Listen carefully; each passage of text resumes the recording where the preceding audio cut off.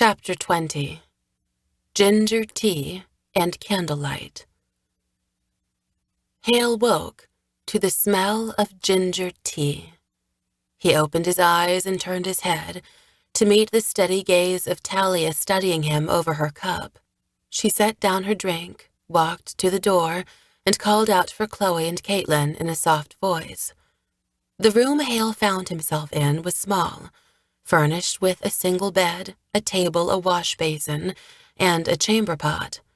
Rusty hooks pointed out from the back of the door in the wall, presumably to hold cloaks or bathing cloths.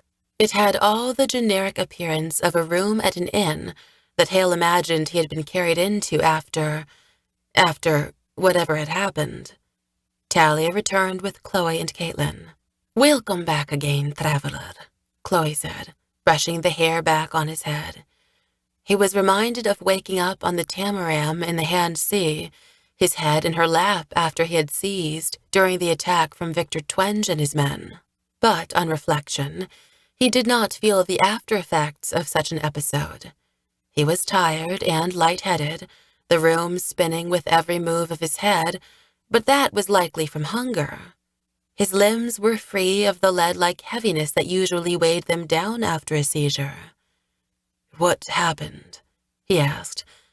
"Adamantis, is he—" "Passed," Chloe said, her tone gentle. "We're not sure what happened to you. It was like a seizure, but without the tremors." "I don't feel like I seized. I've been dreaming, but it doesn't feel like dreams either. It's like memories, but not my own." "Perhaps the elves might know," Caitlin said. Haille sat up in bed. "Where did they come from? Where did you come from?" "Cody and I met in Kinth. They were not far behind." "How did they know?" "Sion, my reckoning. He disappeared after you were imprisoned. We thought he was lost. Turns out he had flown to seek reinforcements. The elves are able to understand his songs even better than we." Caitlin took a bowl of porridge from Talia, thanking her, and held it out for Haille. He took it with thanks, the honey-sweetened mix filling the hole in his stomach. "The Vogues?" Haille asked between spoonfuls. "Dead or fled south to Carasan's. We imagine that is where the Magus is, too." Haille swallowed hard as he remembered that figure, his changing shape, the power he commanded. "Our people, how many hurt?" "Dozens injured, many killed, but we still prevailed," Chloe said. "We've set up this building and the next as a hospital. The elves are doing their best to heal whom they can." Haille scooped the last of his porridge. Without him having to ask, Talia handed him his own cup of ginger tea. He sipped it, savoring the warmth. "I need to see him. Alone." The women looked to one another before turning to him. "We thought you might," Chloe said. "We'll take you to him, once you've finished your tea." He drained the cup and the others left him, while he slipped out from the covers and dressed. His clothes from Drellstrom were gone. Likely they had been soaked with blood anyway. A different tunic and trousers were set out for him, as well as a warm jerkin and mantle.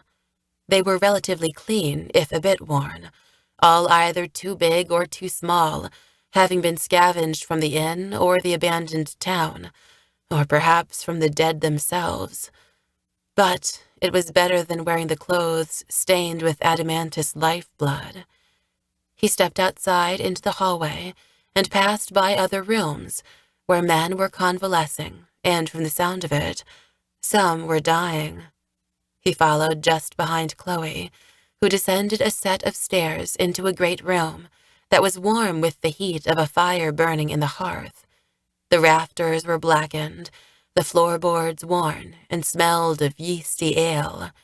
It was a drinking hall, but now converted into a field hospital.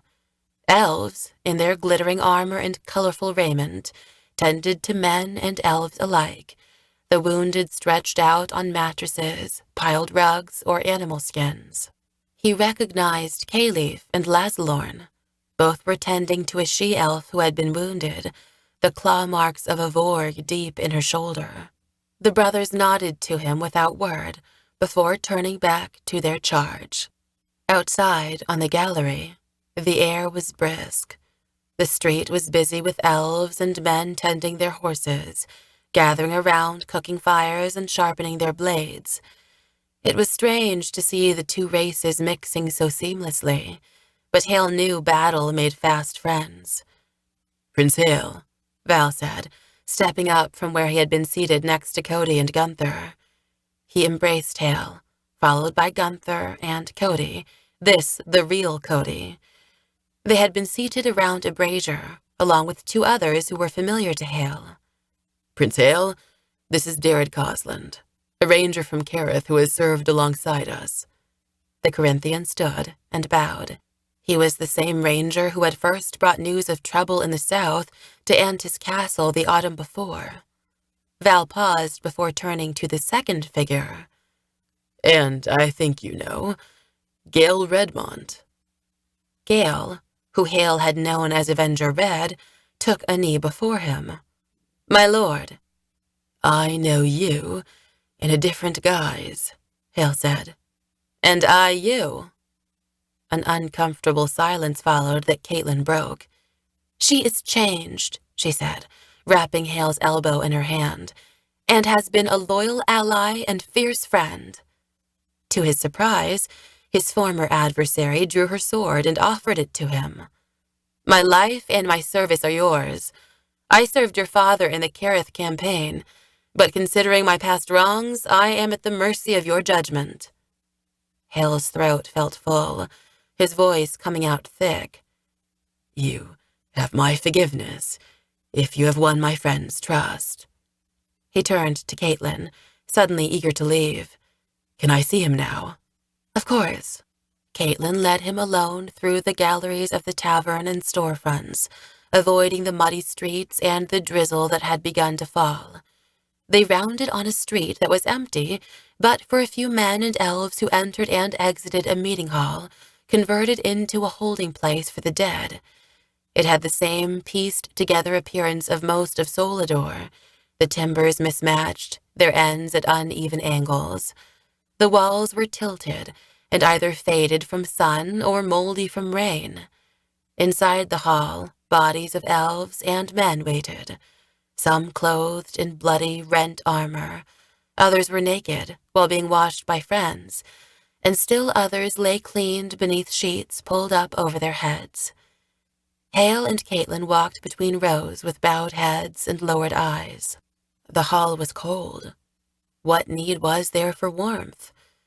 The air was tinged with the smell of blood, sweat, and earth. Water dripped in a basin as survivors squeezed out the cloth used to wipe the blood from a dead comrade. In the corner, 3 fair-haired elves sang a beautiful but melancholy dirge over the bodies of elves and men alike. Haille could not understand the words, but he didn't need to in order to feel their lament. He followed Caitlin into an adjoining hallway that was dark but for the candlelight flickering from a doorway on their right. Caitlin turned, the soft light bathing her face in a golden glow. "I will leave you two alone," she said, as Haille took slow steps into the doorway. Within the room, the great bulk of Adamantus' body lay peacefully, his legs folded, his head resting as if he were asleep. His wounds had been cleaned and covered, hiding their lethal violation. Candles burned from alcoves, candelabrums, and sconces. Next to the body, her hands folded across her breast, was Violin, her face veiled by her hair. Haille looked to Caitlin, who had already slipped away. He listened to the sound of her steps receding and remained in the doorway, taking in the immensity of what loss lay before him. Violin did not stir, although he knew she was aware of him. After a pause, he walked into the room, closing on Adamantus' head, resting across his forelegs. Haille touched his fingers to the antlers that were on level with his head, and found himself hoping, wishing for some magic to manifest that would wake and heal the elk, so that he would rise and march out of this house of the dead triumphant. But Adamantus remained still. Haille's hand trailed down the length of antler to rest on the elk's forehead. What is life but a series of losses? The taking away never stops. He was not sure if he was making any sense, but Violin turned her face and looked at him with the same deep gaze she had when they had last looked upon each other across the waters of the Vorax. Her intact cheekbone cast a light shadow on her face. It was a refined and graceful contrast to the scar that ran across the right side of her face. The wound had healed, but left a jagged line in her flesh, a memory of her own suffering. Haille shook his head. Adamantus told me something just before he died. He said that my suffering had made me worthy. I don't know what he meant. Someone once told me that we grow more from subtraction than addition, more from suffering than pleasure, Violin said. Haille swallowed, noting how the elk's fur still shone in the candlelight. That is a grim outlook when spoken aloud, but in the past weeks, months, subtraction and loss seem to be the only lessons life has to teach me. She pushed a strand of hair from her face. He was reminded of the night at Fire Point, how she had struggled to pull the strands from the still weeping wound. You seem changed, Haille. Not like when we met. He exhaled. Triumphs and losses, but mostly losses played across the stage of his memory for a moment. I had more hope then. And now? Sometimes I only feel despair, he said, watching the shadows on the wall. Val and Chloe have tried to help. They tell me to live for life, love, a cause, connection. But what's the point? It's all taken away from us in the end. Isn't it better to have died side by side with a friend than lived a whole life without one? She stopped, and in an apologetic tone she changed course. At least, that is what they say. Haille pressed his palm to Adamantus' neck. He thought of the groans and sighs of dying men he had heard in the inn earlier. So much needless suffering.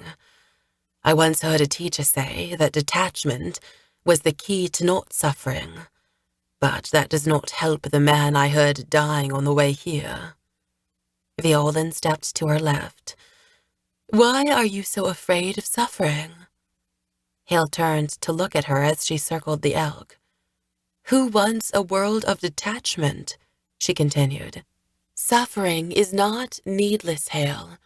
Above life and love, suffering can be the end to the means. I believe it is a thing that can ennoble us. Haille sniffed, regarding Adamantus' shape once more. Then we should leave all the prisoners, council members, my mentor Yana, to their imprisonment by the Magus and his horde, because their suffering ennobles them. That is not what I meant. To remove suffering when one can is honorable, a calling to us all. But when it is inevitable, how we choose to respond can give us meaning, power. That is my solace in times like these. Is it wishful thinking? Haille asked, looking through the antlers to the braces of the ceiling. Haille, where would your power be without your wounds? She had made a circuit of the elk, and now stood on his left, her hair glistening darkly in the candle glow. Haille's eyes came to rest on her scar. My wounds diminish me. Adamantus' wounds killed him. The same for my father. We can be noble despite loss. Who doesn't love a lost cause? We thinking beings can add meaning to suffering, resolving to stay noble despite it, as Adamantus did until his last breath. It's a gift. Gifts, burdens. Adamantus spoke of both. Our choice makes all the difference, I believe. She knelt down on the floor alongside where he had settled, looking into the elk's face. A grave responsibility, but it is what we make it. To his surprise, she reached across and squeezed his hand. He stared at his hand in hers. I have dreams now, Violin. Visions, like memories. I don't know what to make of them, but they are there, in the back of my mind even now, like thunder on the horizon. I don't know what to make of them. A dam breaking, a city in the clouds, a sword falling with the rain out of the heavens, into the sea. Mysterious are the Stygorn, but it was a spell of transference that passed between him and you before he died. Transference of what? I don't know. It is a question I would pose to my elders, Gandalin and Seraphina. I feel like I'm supposed to do something with it. She released his hand, straightening her legs to stand, and walked to the doorway. Before leaving him alone, she said, Then you probably are. The moonstones are powerful, dangerous relics, Violin said. She stood in the center of the room, her voice raised to carry over the crowd of fighters, elves and human alike. They have been tools for the Magus to hide his identity while manipulating his victims, but we can turn the gaze back on him. He is linked to them, and with the right magic and combination of powers, we might be able to see into his mind. And learn his plans?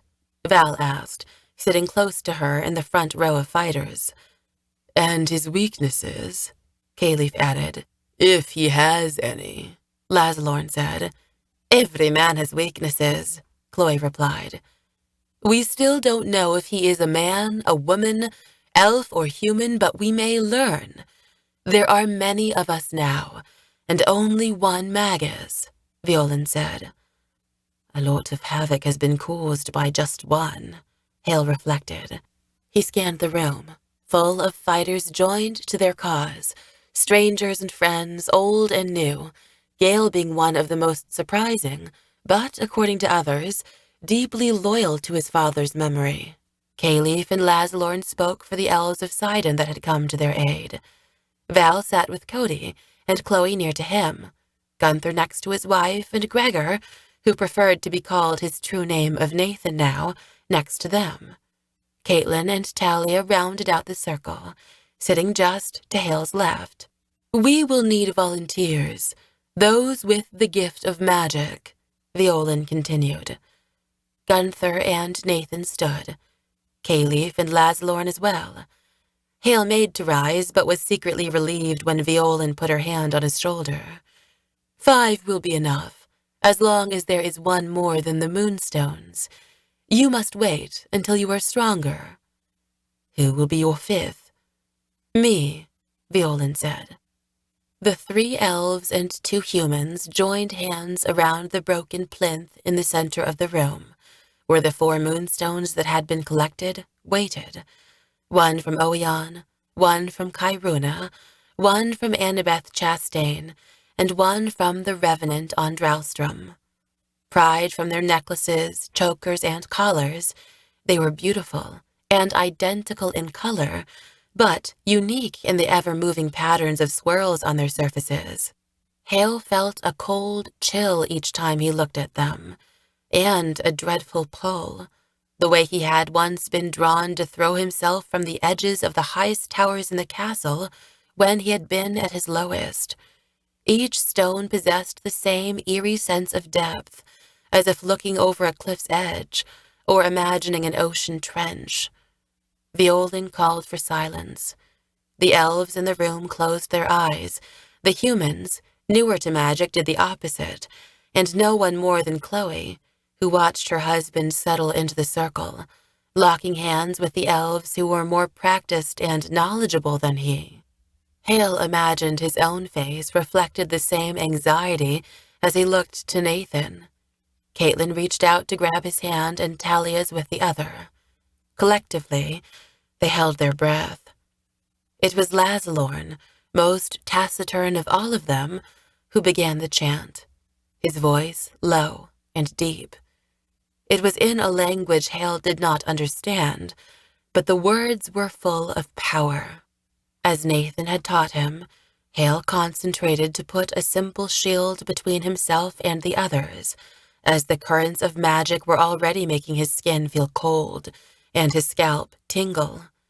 No longer distracted by the interference, Haille noticed the details of the room. The light from the windows dimmed, as if a cloud had passed over the face of the sun. The shadows in the room grew. A tremor shook the boards under his feet and continued up his legs into his spine and to the ends of his arms. Caitlin felt it too, turning her face to him, questioning. He had no answers. "They are glowing," Talia marveled. A faint blue aura radiated from the center of the room. The elves' faces were calm and serene, their eyes closed to it, but Gunther and Nathan looked startled. Cody reached for his sword. Val placed a hand on his shoulder to steady him. Chloe's expression, stony with concern, was unchanged. Haille noticed that Violin's and her brother's eyes moved beneath their lids, as if they were dreaming in their sleep. He could detect subtle shifts of emotion, effort, revelation, puzzlement, and even fear in their faces. The strain became more pronounced in their expressions, their hands beginning to tremble, the muscles of their forearms flexing. The pressure on his own hand increased. Caitlin bit down on her lip. The plinth with the stones shook from a jolt, dust falling from its sides, the stones wobbling. The windows rattled in their panes, and a voice, ghostly, disembodied, echoed around them. Its syllables sharp, even if the meaning of the words was lost on Haille. Lazalorn raised his voice in response, his siblings joining him. The voice growled in response, shaking the hall as if a great dragon were stirring under their feet. "You dare," Haille heard it say. Now all the elves joined the droning chant, their voices in unison. The ceiling shook, buffeted by a gust from the sea that gave no sign of abating. Haille heard the startled cries of men and elves outside, surprised by the abrupt change in weather. The light from outside grew weak, while the aura of the stones had coalesced into a shape, something like a hooded figure with glowing blue eyes. Not human, not demon, but a specter of some sort. The stone of the plinth grew white as the moonstones heated it.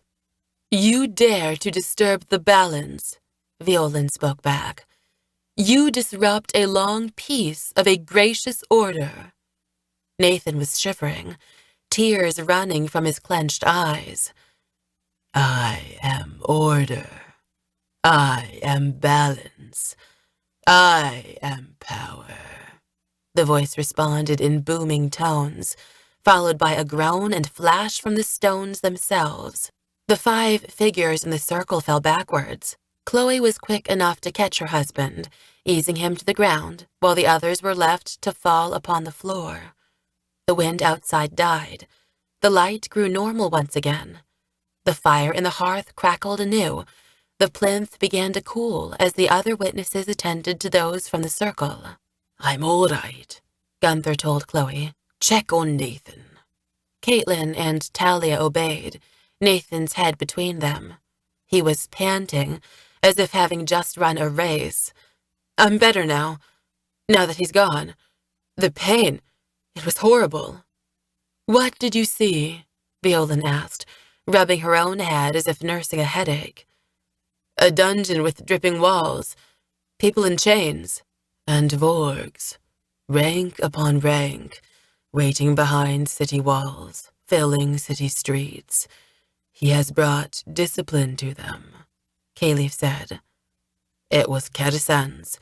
I recognized it. I saw it from above, as if I were standing on the fire tower," Gunther said. "The lighthouse?" Val asked. Gunther nodded. And the Rachne, the dark elks. I saw them too, Lazalorn said. As did I. Violin stood up. He is preparing for us in Karazhan's. The city is well fortified. We're doomed, an anonymous man said from the crowd. We would be fools to attack right when and where he wants us to. We can't wait, Violin said. They have hostages. This will be his last stand or ours? Did anyone see him or sense his identity? Val asked. Those from the circle shook their heads. It felt familiar to me, but I still know nothing of who he is, Nathan said. Wasn't that him we saw there? Cody pointed to the empty space where the apparition had materialized. No, Violin said firmly. Only a part of him. He has communed with the stones so often that they retain a part of his consciousness. What we saw was an aspect of him, but there is no telling whether or not he knows we have looked into the stones. I sensed only great power. A complex, disciplined, and learned mind, Caliph said. I would advise we wait, too, for the armies of Anthor to join us from Kareth, or even reinforcements of our own from Sidon. But I also sensed his intent to kill the prisoners, the citizens of Karazhan's, the members of the council. Yana, Haille said. Yana, yes. Who is she? Caliph said the name over. The closest person I have to a parent left, Haille said, Caitlin placing her arm around him. Interesting, Caliph said. I think the Magus knows this. He wants to use it against you. Haille sat back down, his bones aching, his stomach aflame. It was clear he has devoted much time to thinking of you, Nathan, and you, Prince Haille, Lazalorn said, eyebrows raised. I sensed it as well, Gunther said, turning to Nathan. Is there anything you can tell us of him? You are the only one to have met him in the flesh. Nathan sat up and wiped his brow. It was so long ago. I would know his face, I think, but who knows if it was really his own he revealed. We have seen that he is skilled with illusions and glamours, but I sensed his ire toward me. I have betrayed him, but perhaps that emotion let me see deeper into him than any of you, for I glimpsed something I had not before. What is it? Violin leaned closer to him. Nathan's throat fluttered. A plan, as if he has seen all this before, a plan falling into place that only ends one way, in fire, blood, and death. The room went quiet. Haille could sense the question on all their minds, on the tips of all their tongues. Why not wait? Wait for reinforcements, wait for a better time. But Val, as if sensing the turning point, the fulcrum of where things turned, stood up. We wait, the prisoners die. We've seen the Vorgs, the elves have told us their taste for human flesh. We've dealt them one defeat today. Let us not let up while our boot is already on their neck. Let us not give them more time to prepare, to build barricades, to fletch their arrows, string their bows, sharpen their blades, and grow strong on the flesh of our brothers and sisters. I don't want to fight for a city full of broken and gnawed bones, empty, desolate homes. I am for life. If we go before the city gates to challenge them, and we perish, knowing we did not run, knowing we rose to fight when the fight was on us, knowing we serve the right, the light, and in that service, we will live full lives and die good deaths. Who is with me? By the resounding cry that rose up, shaking the hall once more, Haille concluded, everybody.